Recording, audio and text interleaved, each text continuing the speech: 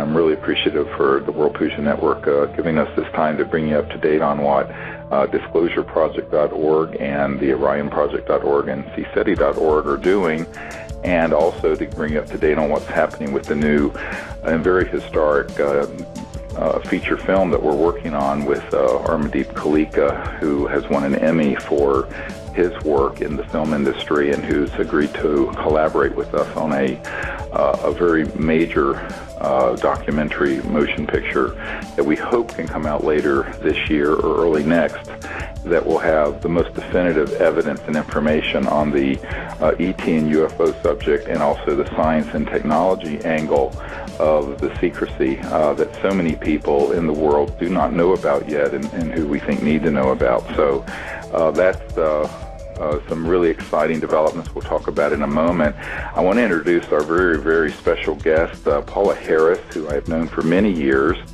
And Paula is a researcher in this area, dealing with UFOs and extraterrestrial intelligence. And she hosted me in Rome more than once, and I'm very grateful for that, and has helped us a great deal over the years. She's had experiences that date back, well, you can, I guess, back to the 80s, and certainly in that era, all the way back to Dr. J. Allen Hynek, who headed up the Project Blue Book and then started on his own investigating the UFO issue and concluded that they were very real.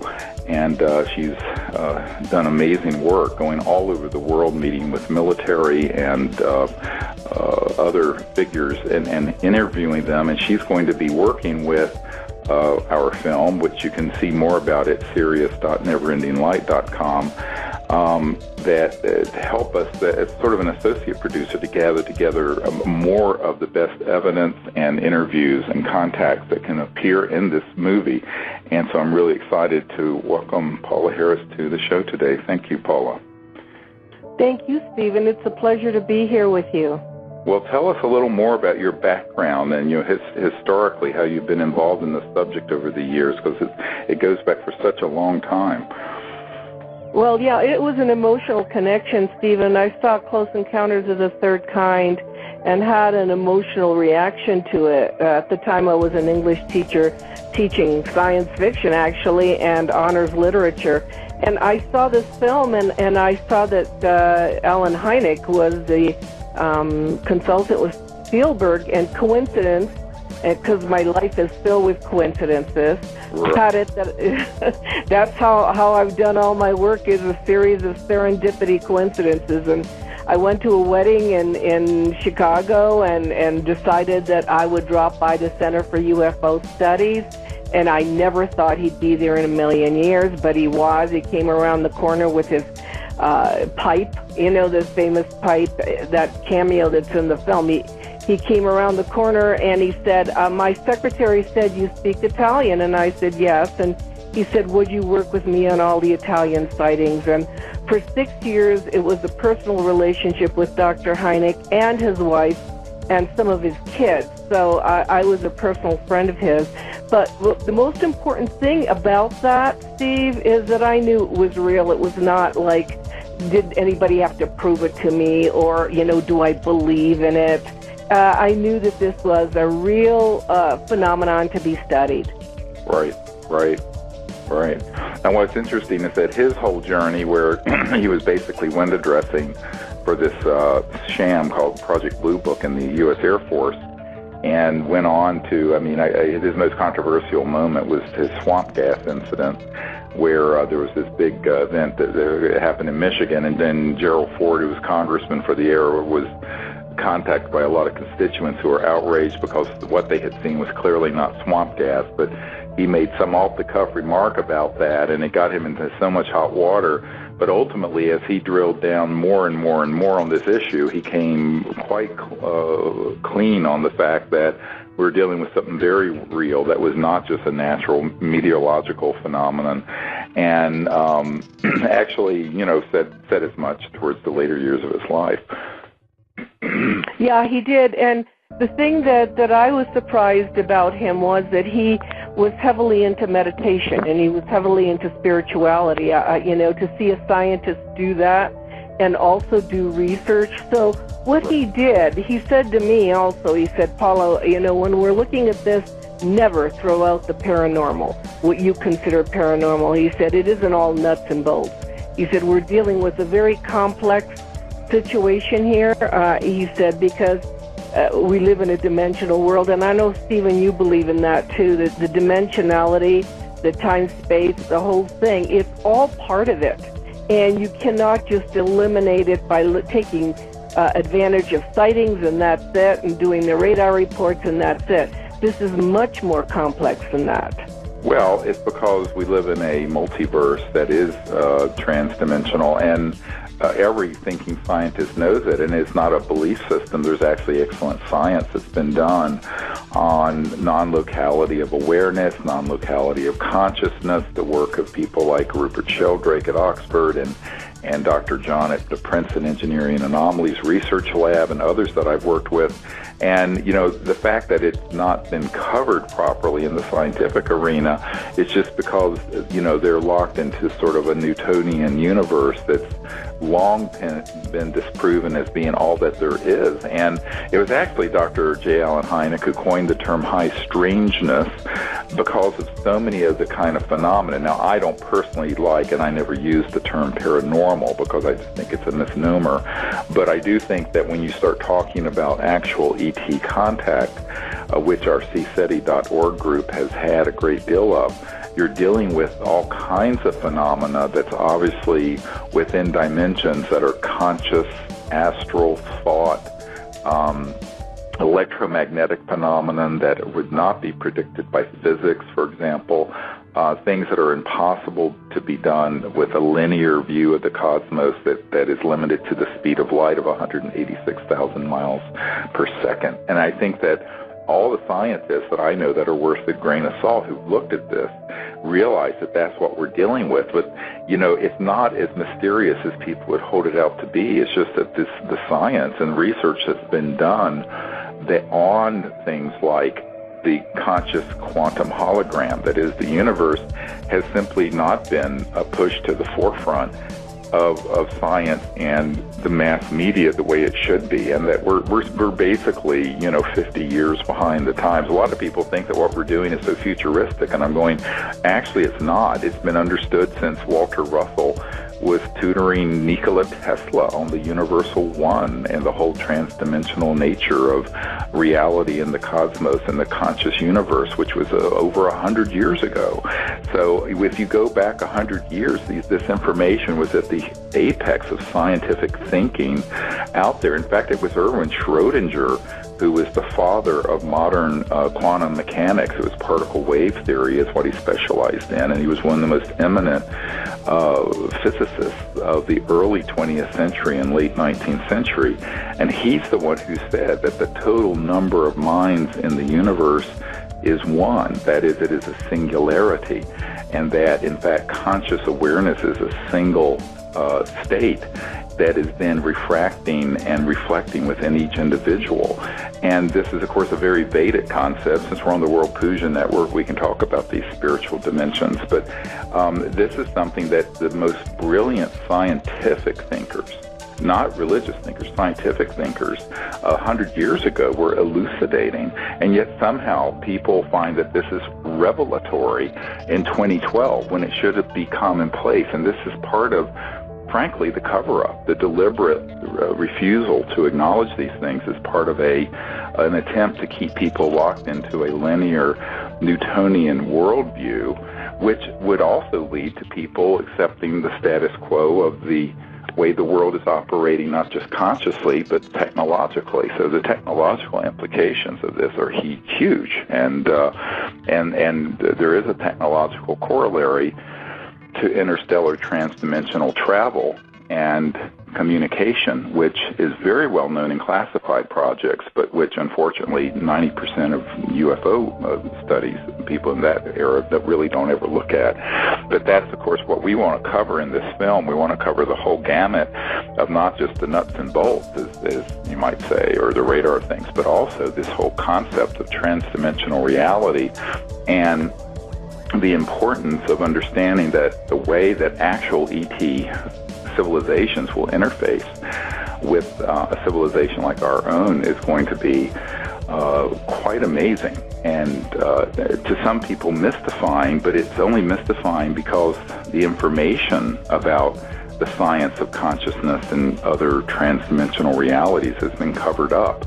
And I think it's so important that we put this whole package together in a way that can be understood by millions of people. And that's what is I mean, it's a rather ambitious undertaking, what we're doing with this film, but we feel it's so essential because we have got to catch the world up to what at least we should have known in 1908. Well, down deep, I think everybody knows the truth, and I think down deep on some level they'll be able to resonate with what you'll put forth in the film, because the truth is just one. I mean, when you go ahead and show it to people, and we live in a very visual society, image society, so right. When you go ahead and do this, Stephen, it will be totally amazing. And my role is really just to do the international part. I mean, I can honestly tell you came to see me in Italy. You were, at my place near Ponte Milvio and so forth. It was a lot easier for me to work over there. It was a lot easier because it was more accepted, because they had a sense of history, because, you could discuss this kind of topic without all the retail stuff behind it, without the ridicule behind it, with all the marketing behind it. And so it's been very difficult for me, Stephen, to work here on this side of the ocean. But I guess my role is to bring together all the people that I know, and a lot of the contacts I had there, mostly military pilots, credible people, in order to make the film richer. And I want to stress that, often people don't understand this is a planetary phenomenon.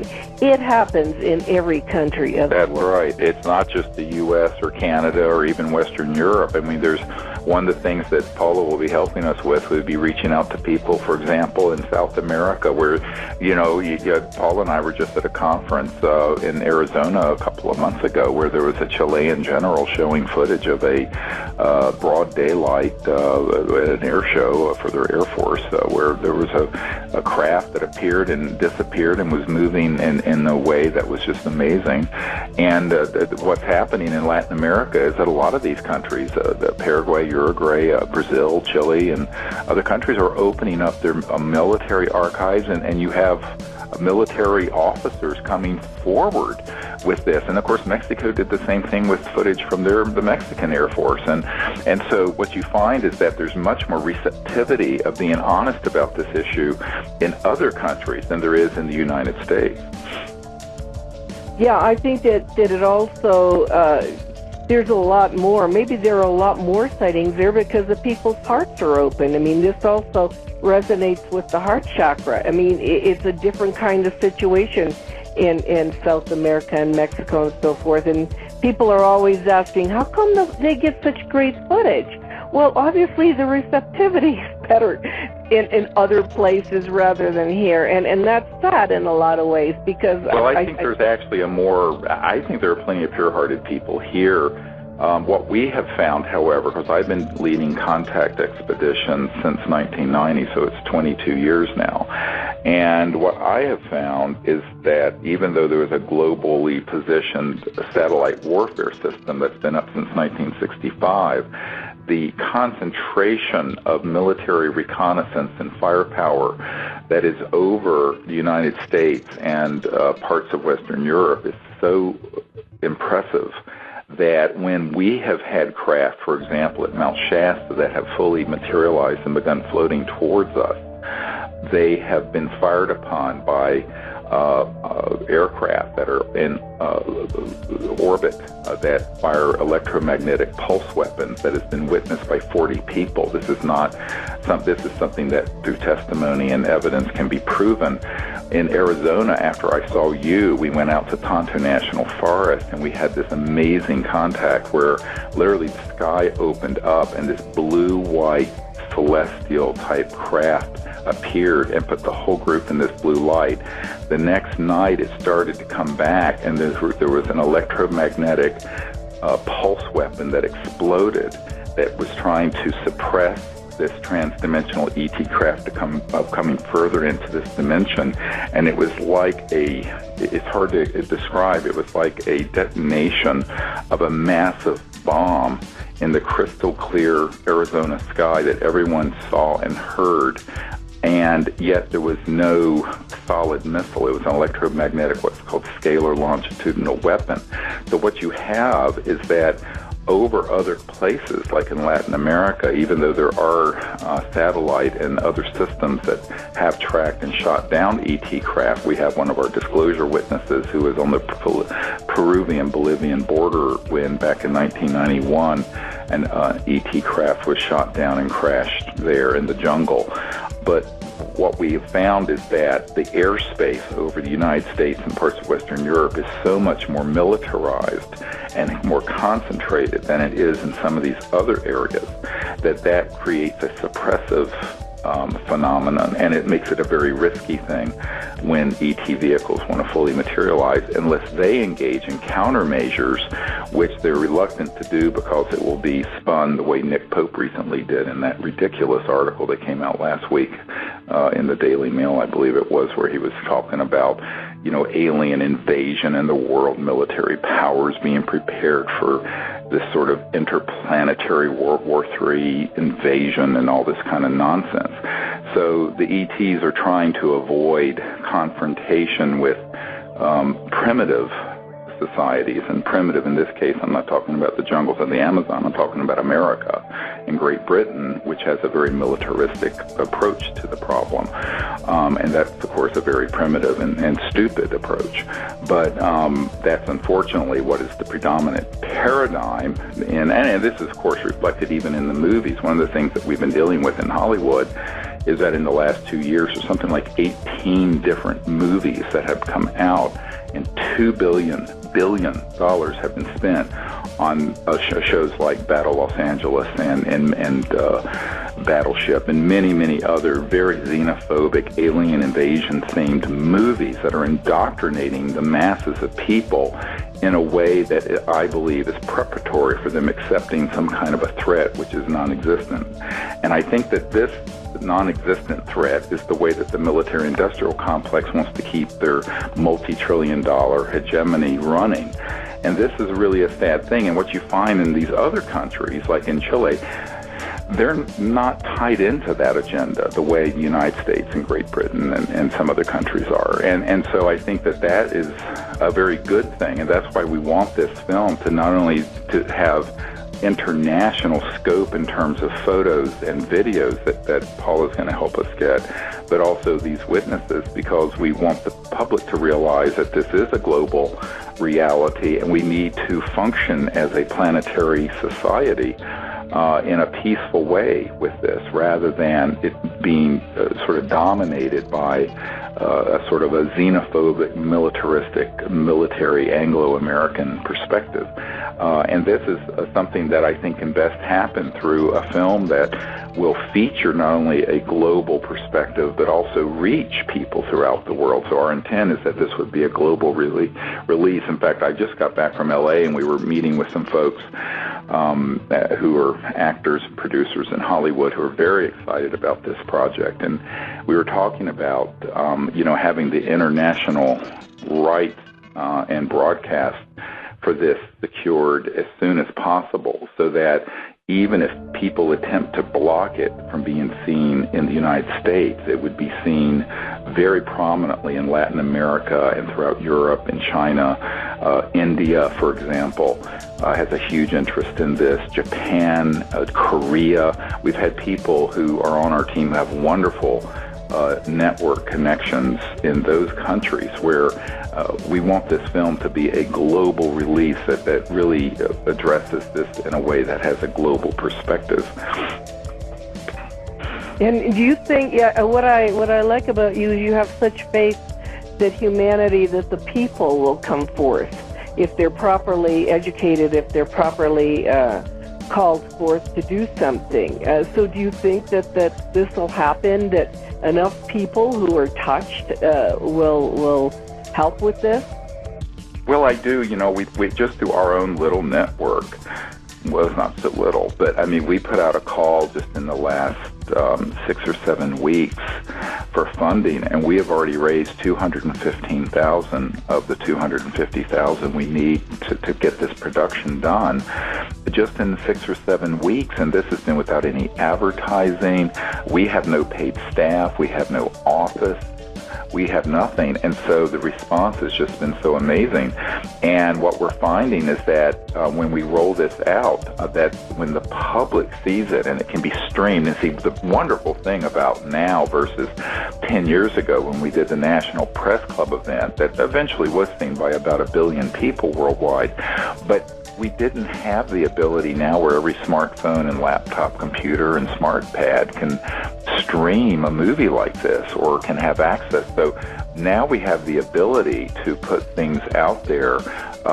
And, when we put the Pawlik interview up last year, a year and a half ago, this man who didn't want me to release his information, he had worked with the CIA and Siemens Corporation on the RF, the radio frequency chips that are being placed in people who are being abducted by the paramilitary, where, of course, most people think it's aliens, but it isn't. It's a cabal of paramilitary people making it look like aliens, and using PLF, program life forms, and costumes and things that look like UFOs that are man-made anti-gravity devices from Lockheed Martin and my uncle's old company, Northrop Grumman. But when this man came forward with this information, he forbade me to release it until he died. And when he died, his wife sent us a death certificate and a permission slip. And so we put it out there.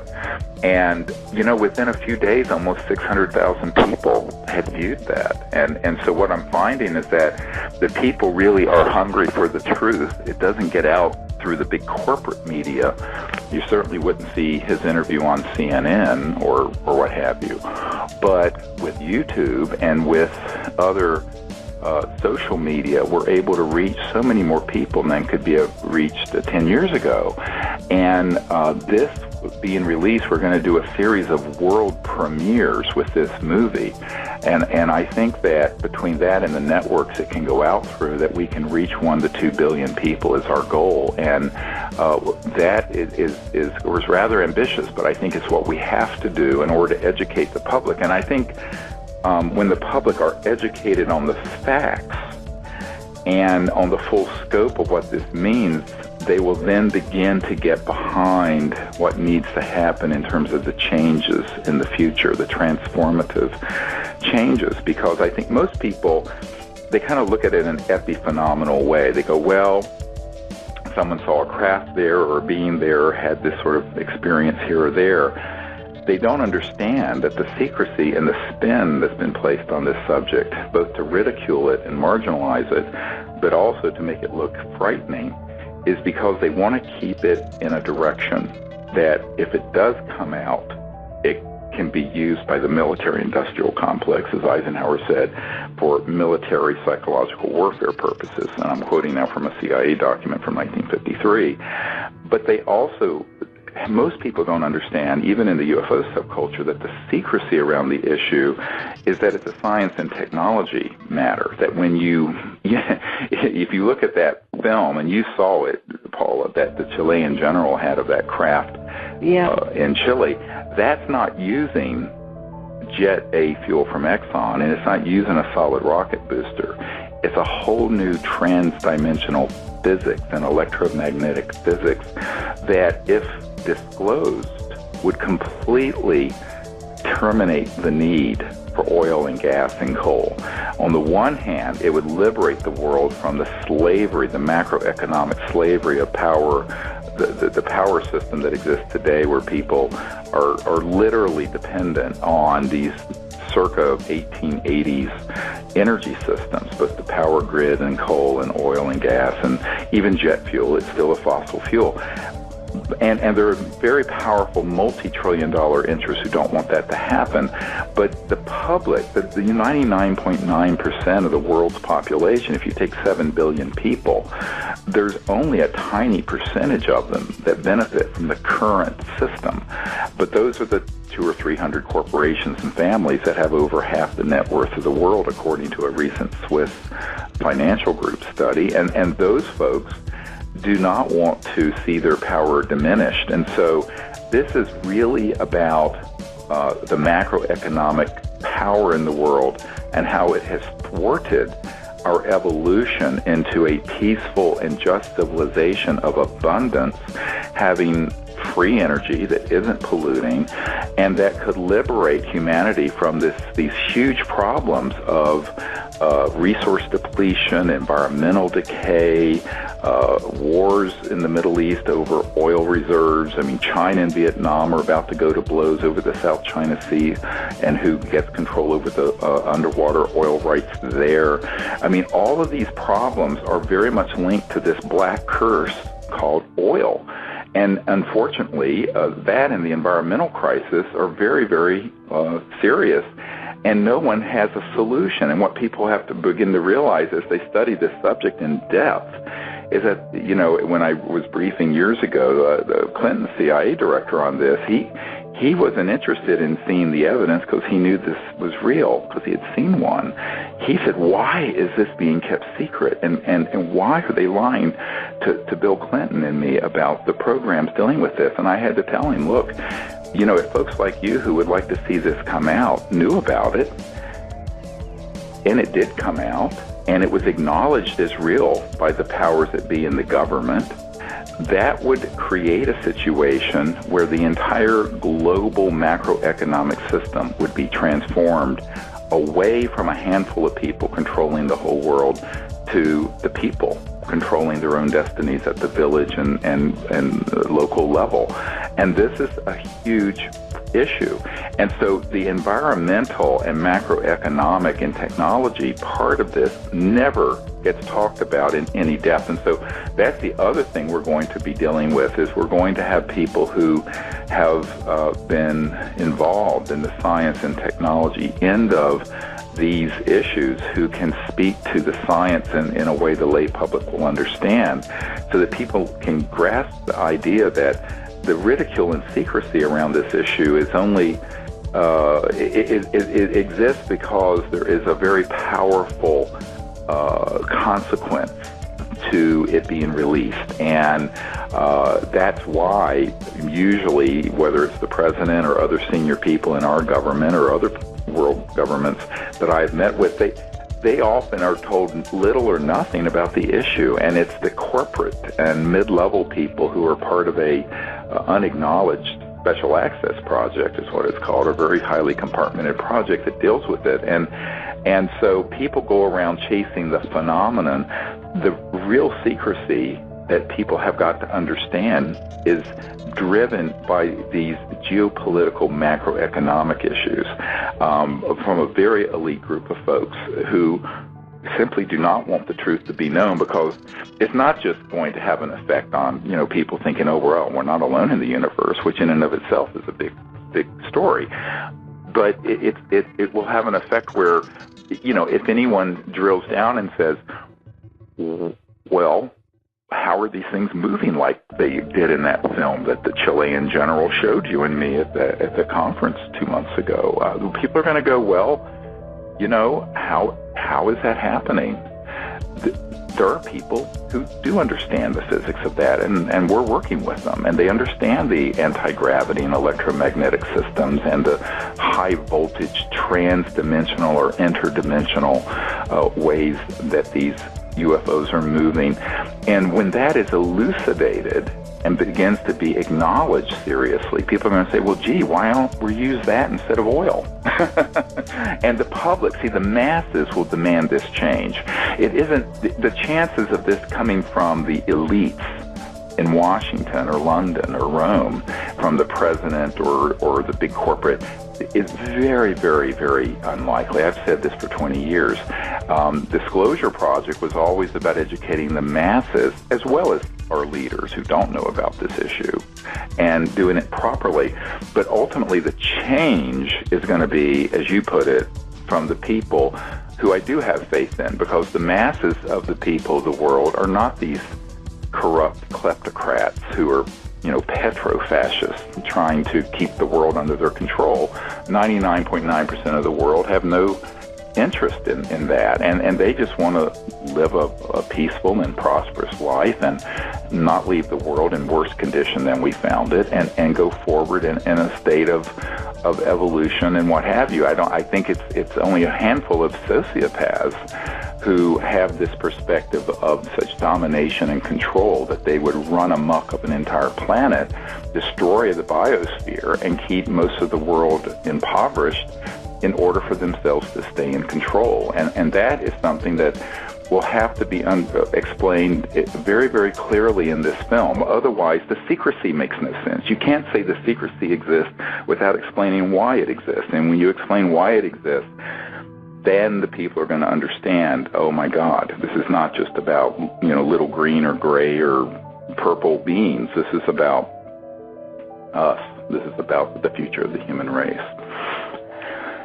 Well, on a personal level, first of all, you articulated so well. I mean, I admire you so much because you articulate what the story is. Because so many of my colleagues, when asked that question about the secrecy, start using the panic button, the panic mode, and I'm going, no, that's not what it is.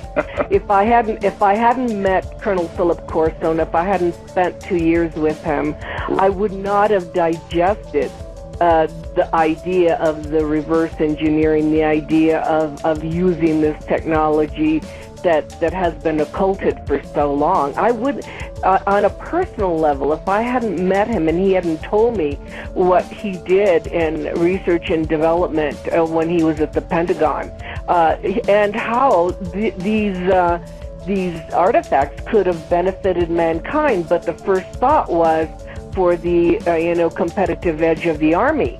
The thinking is all wrong. The thinking was totally all wrong, and this planet is really messed up as far as the thinking being for the people of the planet. So right. I talk about this constantly because for me it's logical. I don't think we're in panic mode or it would be War of the Worlds or anything unless we were brainwashed. Well, and that's the problem with things like that just came out in this London paper last weekend, and the 18 movies that have come out of Hollywood, is that there is a brainwashing attempt. And I know a lot of the top, very top people in Hollywood who are not allowed to make this story. People have said, why are you crowdfunding from the public to fund? When every movie being done in Hollywood now is $100 to $200 million, they drop millions of dollars like nothing on just rubbish. I said, because the people who are funding that in these big studios will not reveal the truth about this issue. They will make rubbish that scares the hell out of people, like Battle Los Angeles, but they will not tell this story. And I've tried, and I have met with the top. When I say the top, if you Google the top 5 producer-directors in the history of the film industry, I've met with them. And what you find is that they're to be stopped before they can make this happen. So this is why Amardeep Kalika, Never Ending Light, and his company, and Disclosure Project have teamed up to do this, because we realize that it has to be an independent film. It has to be something where it isn't corrupted by the corporate culture and by big money that ultimately corrupts it. And that is the magic of what we've done. And I have to just say, I want to thank everyone for their enormous support and outpouring of support in the last 6 or 7 weeks, where we've been able to raise $215,000 just from our own networking efforts. And we're well onto our goal of raising $250,000. Now, $250,000 for a feature film is very, very lean budget, and it's only happening because people like Paula and myself and Dr. Bravo and Dr. Loader and Tony Craddock, who does all the new energy work, and we have a dozen people who are sort of senior producers on this film working for free virtually virtually. So what you find is that we're bringing to the project millions and millions of dollars and 20 or 30 years of research. But the thing is that if we said, oh, we're going to hold out until we have a $5 or $50 million or $100 million budget to do the kind of thing that's done every day in Hollywood on these kind of trashy movies, we would be waiting until all of us are dead, because the reality is that the big studio and corporate world won't touch the true story. And that's why it has to be done by we the people. And that's why I've said to people, we're not only the producers, all of us, not just me and Paula and Armadi Kalika and others, but everyone who's contributing are producers, and everyone will be the distributor, so that when this movie comes out, they can rent their high school auditorium and get the word out and show it to 500 people in every community in the world. It has to be this kind of grassroots effort in order for it to happen, because the large corporate world will absolutely stop this at every stage. And I say this not from any kind of conspiracy theory. It's from having been at meetings with the senior executive producers for ABC News and CNN and people at Disney and at Fox and all these other big, and they'll say, oh, this is so great, and they run it up the flagpole and it gets shot down. And they'll say, oh, no, we can only do a fictional thing, or we can only do something that would scare the hell out of the public. We cannot do something like this. So people have often asked, why did I form my own company to get the books out there? If you go and look at them on Amazon, we have 4 books, Disclosure and my autobiography. And I said, because when this went to HarperCollins and other big book publishers, when they saw what was in it, they said, oh no, we can't publish this.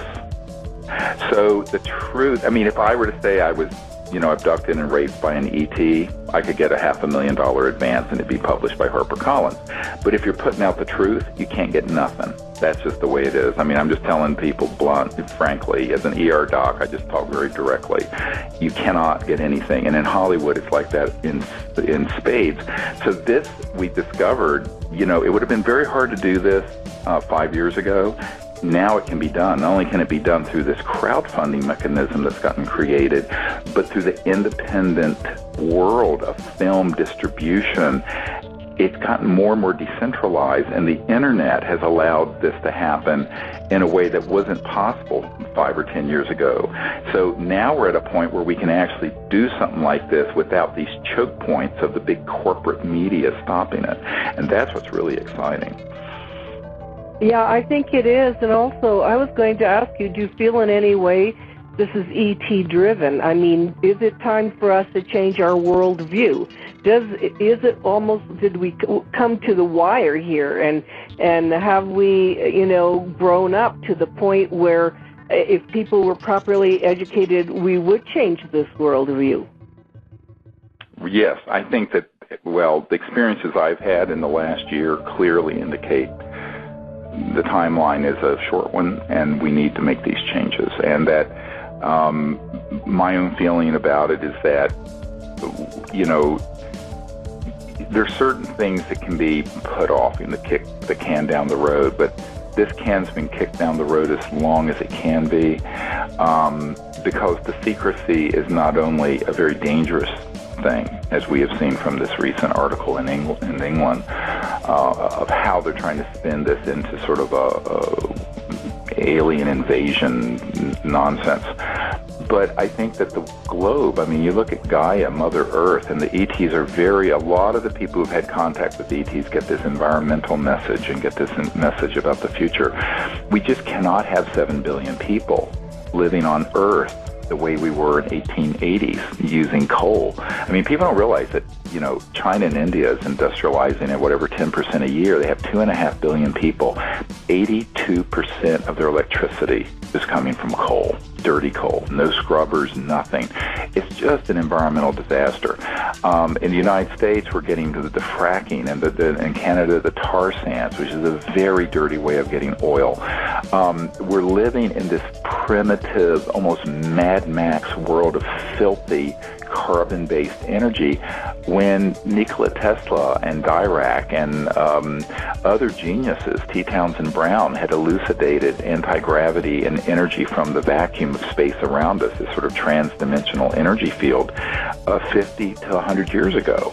And that this is not only a crime against humanity, it's a crime against our Mother Earth. And this is why the Native American peoples that I've met with are very tied into what they call the Star People and the concept of living in harmony with the Earth. And, you know, this issue is directly related to that, because you cannot have a technological civilization living using fossil fuels, but for only a certain limit of time. And I think ideally that era would have closed in the early 1900s. And so we're about 100 years living on borrowed time, living in a sort of a,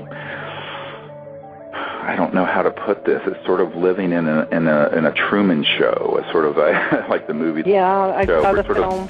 Yeah, sort of living in this sort of delusional world where the public have been so misinformed on these basic issues about science, technology, ETs, non-local consciousness, deep spirituality, environmental issues. I mean, all these issues, and I think they're all completely interrelated, and that's what we need to have a really skilled storyteller like Armady Kalika help us do, because, you know, I mean, I have my own skill set, you have your skill set, but I'm not a movie maker. And so we're really excited that somebody who's had the skill in movie making to have won an Emmy would be wanting to do this as an independent, relatively low budget film. And so, you know, it's really exciting. And I do think the ETs very much want to see this happen, because we've had so many coincidental and serendipity sort of events happen over the last year that have made this come about so quickly. Well, let me share a story with you that is in my new book, UFOs, How Do You Speak to a Ball of Light? I had heard that Marconi had a student or a partner, and when I was in Italy, Marconi's daughter came up to me after I finished doing a lecture, and, you know, he was a contemporary of Tesla. And so I did go to Imola, the city in northern Italy where this man was. He was now 93 years old. And I walked into his studio or his workshop, and I looked at the walls, and there were these beautiful portraits of what I thought were people from India. They had light around them. They had beautiful robes. And I said to him, "Oh, you've been to India. What beautiful portraits." And he turned around to me and he said, "No," he said, "those people are not from India. They are the Star People," he said, "and Marconi and I met them." And I said, "You met, were they, I said, flesh and blood people?" He said, "Yes, they were," he said, and they helped us with a lot of our inventions at the time. And he said, "And I want to show you one." And he showed me how he had harnessed the sun, this machine that actually dissipated clouds. And he explained to me that they had warned him, and they had warned Marconi, that unless we did something more natural with our resources, and this man was using the sun for energy, that the Earth was in trouble. Now, after that, I began doing some research, Stephen, and I found out that the Vatican was who sponsored Marconi in a lot of his experiments. And so then I realized that all good, you know, intentions sometimes have to be subsidized, and that's where that went. But I was in total shock, and the story of Pierluigi Ghina is in my new book, with his picture, with some of his inventions, and I was just blown out of the water. What year was that when they had that? 1939. Yeah, so that period between the late 1800s and the early part of the 20th century keeps coming up as a time when there were such great openings in consciousness dealing with these advanced concepts in science and physics And because, these civilizations have been around for a long time. And, I was part of the Ancient Alien series on the History Channel, and as you look at some of that, it's clear that, whether it's the Vimanas in the Vedic literature or the Nazca Lines or Machu Picchu or what have you, there has been contact, and so we've been part of a cosmic society for thousands and maybe many thousands of years. But the modern era, where you go from, a sort of a caveman existence or a primitive agrarian society to a technological one, it's a big jump forward where you cannot continue to live with billions of people based on, smoke and burning things as an energy source. And so, these brilliant minds that came to this planet during that period and whose discoveries have been suppressed is a real story that has to be part of this movie, because it ties in directly to the whole ET contact phenomenon and the message that they would like to see us move to this next level of civilization, to become part of an interplanetary society. And that, in the next few hundred years, I predict every planet in the cosmos will be united in an interplanetary society. And that's quick. I mean, that's, in less than 1,000 years. So I think that in order for that to happen, however, there are some fundamental changes that have to occur on this planet, which most people passively think that somehow it's going to be from the top down, like trickle-down change. It doesn't. It happens from the people up. And so, I've said for about 20 years, if the people will lead, the leaders will follow. That basically it's the people who have to lead the charge in this. And so the responsibility ultimately is with the people. And most of the time people say, oh, well, when is Obama going to do this? And when is, I said, no, you don't get it. We have to do it. And then it'll become an inevitability. And when it becomes an inevitability, then and only then do the power elite step in and say, oh, yes, of course.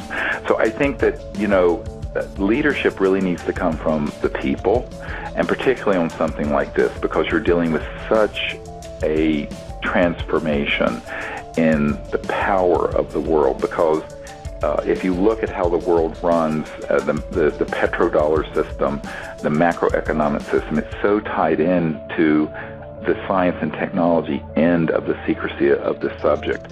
And that's something that most people do not think about when they think of the UFO subject. They just think of, they think of abductions and aliens and sort of frivolity, frankly, and it's sort of a fantasy-prone subject. They don't realize really what's behind it. And so we need to pull that forward into the forefront so people understand what it's really about. And I think that kind of interview you're talking about is very, very important, because it shows that there's this historical level of contact. And by the way, Walter Russell, whose Swannanoa Institute was literally 10 minutes from where I'm sitting right now at my farm in Virginia, was mentoring Tesla about contact with people from the stars and these higher states of consciousness. And he wrote the book, The Universal One. And Tesla was very inspired by this and reportedly also had contact experiences. And so many of the great minds and inventions, there is this interface that occurred. Unfortunately, ruthless people who were sociopathic and greedy kept suppressing it.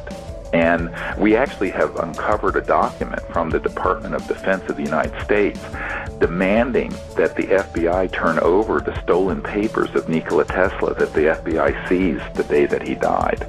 And so for years it had been rumored that these papers did exist and were stolen by the FBI, and now we have a document that's a smoking gun that proves it.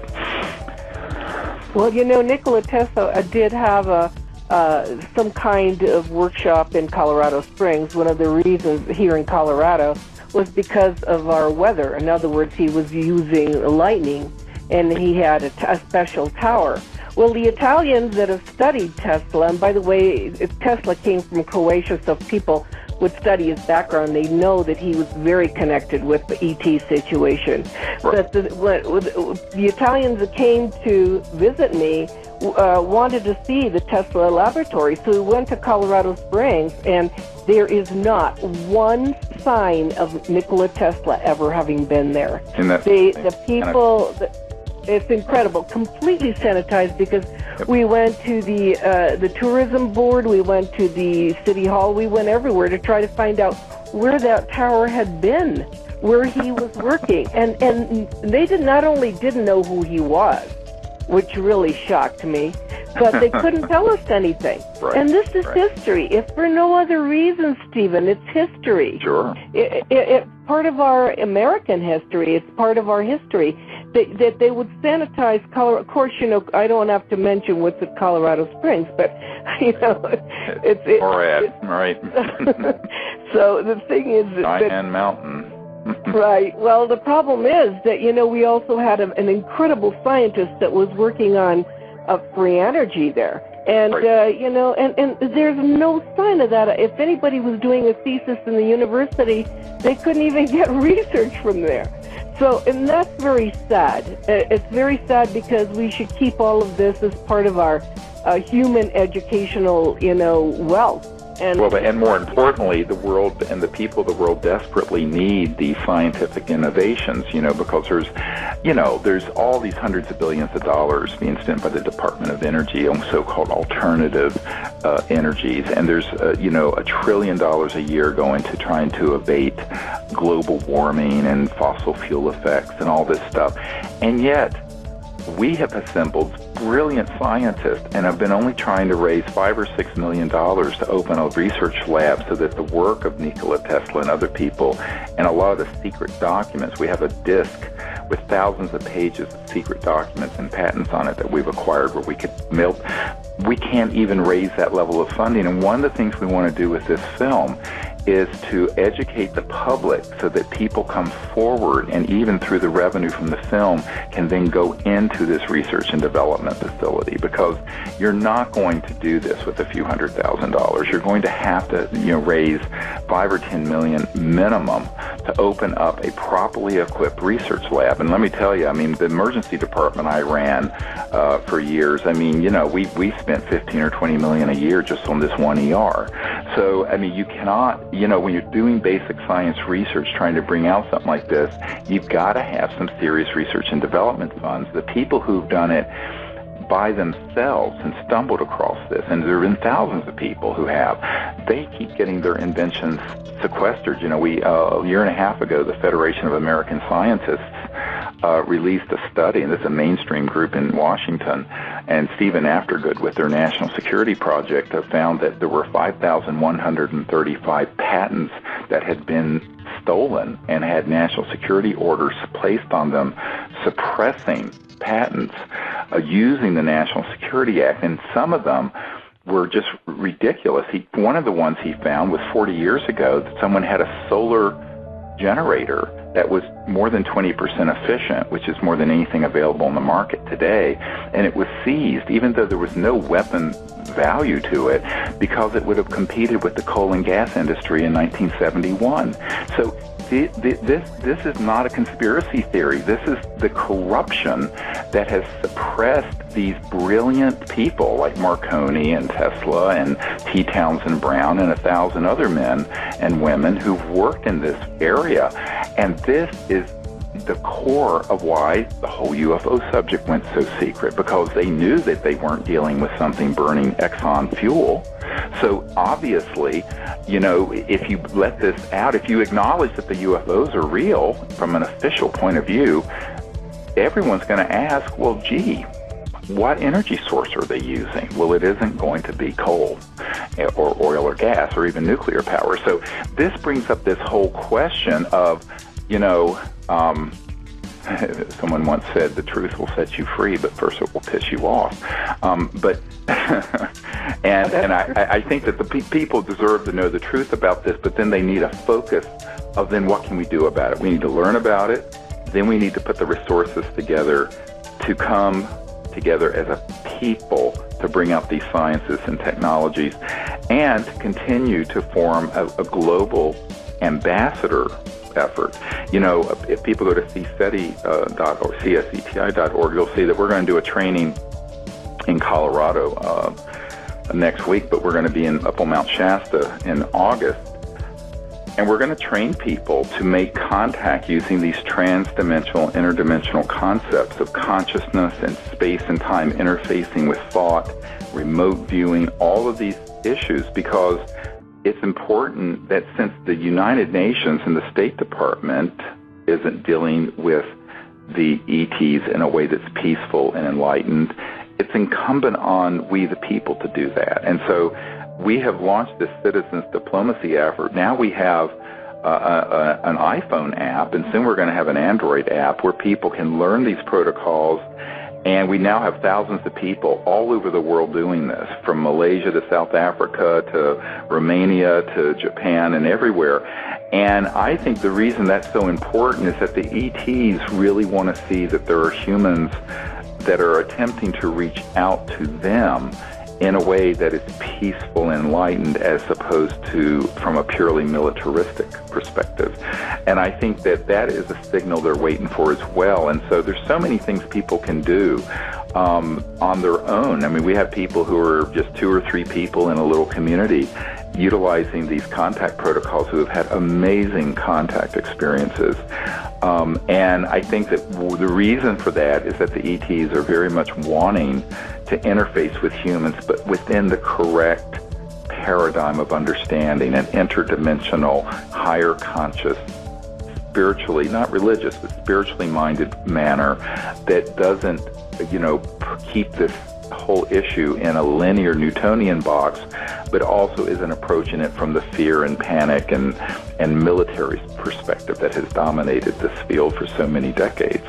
And so people, who are listening or who want to come can come to join us at Mount Shasta in August. It's the dates and the information at cseti.org. And actually, Paula's going to be with us in Colorado next week, which will be... I'm looking forward to it. Yeah. No, it's going to be great. And the thing is that you're very right. It's the people that will have this kind of contact, and it's about time. I think that change can come, and I'm a real believer that it's ground roots. And I'm hoping that the consciousness and the conscience of the people that lead this planet, and think about generations and generations and their children's children's children, will change the way that they do business. Yes, exactly. That's what we need. And I think that the morphogenic field that Rupert Sheldrake talks about, where the more people begin to do something that is evolutionary or coming together as a group of people, it potentiates that future. It brings that, good future into manifestation. And that's really important. And so I think too often we've been convinced, because we tend to be passive in front of our computers and televisions, that, just to not do anything. And I think that people need to realize that we can come together and bring the truth out through this film. We can come together and bring these science and technologies out. We can come together and be the ambassadors from the children of Earth to these other star systems. We can do that. We don't have to wait for Hillary Clinton and Barack Obama or Putin or the UN Secretary General to give us permission. We just need to do it. And I think that's been the message I've gotten since I founded CSETI and the Disclosure Project in 1990. And what I found is that people really are ready for that. People really are ready to step into that light and into that action and self-empowerment. And that's the only way change really happens, if you think about it, in the history of the human race. It is how it happens. The American Revolution didn't happen because King George wanted it to happen. No. There were a bunch of ragtag people and others who got together, and including my mother's ancestors, and said, we're going to fight for liberty and freedom and a new civilization here in America. So, every change that's happened, not that it has to be armed, it can be peaceful, but it has to happen by people coming together, and that's why it's so important for people to do that. And not only the CE5 contact protocols, but this film that we're working on really is. The people are funding it, and as I've said, the people are going to end up being the distributors and the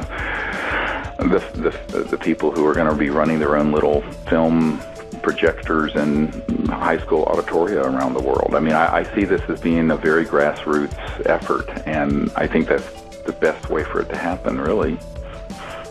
No, I agree with you 100%, and I'm thank you for taking it on.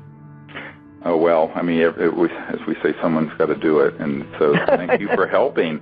I mean, one of the things that, I think to go into more detail, Paula has such fantastic, really, I think better than I have, contacts with various research people and groups involved with this subject for 30 years all around the world, that, that's why I reached out to Paula Harris to help us identify the best photographs, videotapes, other foreign military and witnesses through different networks around the world. First of all, I'm too busy running this whole thing, but Paula has such sterling contacts all over the world and has collected so many great contacts and networked for decades doing this, and that's why it's so important and I'm very grateful that Paula's agreed to help us with that, because it's a huge undertaking, and we're doing this, as everyone knows, on a very, very limited budget, but thankfully Paula's been willing to help us with it, and over the next couple months we're going to march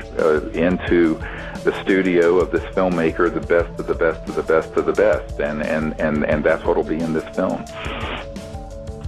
Yeah. Well, thank you, Stephen. Thank you for the opportunity, because that's the real reason I work. It's for the education of the general public. It's for our kids. It's for the ETs. It's for us getting out of the planet and getting into the cosmic neighborhood, exactly. Which we should definitely be. That's where we should be at this point. That's where I want to be, and we're all walking this road together. And as soon as we show as a people we can make this change and become a peaceful and mature and civilized society that's not devouring our own planet and murdering each other over oil or whatever, the cosmos, people are going to be stunned at how quickly the cosmos flings open its arms and embraces us. But we have some growing up to do. We have some changes. We have to take care of some things here on Earth, and only the children of Earth can do that. So that's what this is really about. Well, good. See you soon, and we'll work on this together. Yes, well, I'd like to thank you again for being with us here on the Conversations with Dr. Greer, and this has been a great time to share, and I do appreciate your efforts, Paula, and I will see you next week. And I'd like to thank again the folks at the World Puja Network for hosting us. Again, if you want to find out more information about the film, you can go to Sirius.neverendinglight.com. And the disclosureproject.org site has a lot of information about the military and intelligence witnesses. And if you're interested in coming out